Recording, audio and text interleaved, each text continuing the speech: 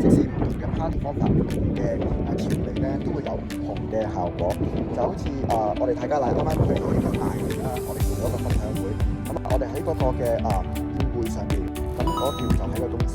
我哋廣東人最中意食嘅東星，最主要就係蒸嘅方法，用油潑啦、新鮮嘅一個味道。但去到大會，即使我同你講話要清蒸嘅方法，好多原材料、好多豉油，其實都係做唔到嗰個嘅效果，個味道都係到最後尾要做翻佢哋最擅長嘅一個嘅糖醋啊，或者一個油炸等等做一個東星啦。因為個好食，最主要就係唔同嘅農地，好多嘅方法都會有唔同嘅效果。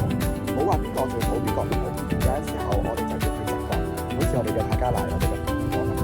可能古代嘅埃及就用亞粉紅醬嘅方法嚟做，可能會苦味，但係經過我哋嘅科技去做咗一個順滑感、又好嘅營養等等，呢個就係我哋嘅工藝。我哋就更加希望將呢一個嘅技術、呢一個嘅科技可以係發揚光大，走去世界更遠嘅地方，將呢個愛同幸福感、呢個美味嘅故事可以傳落去。繼續支持我哋泰加奶。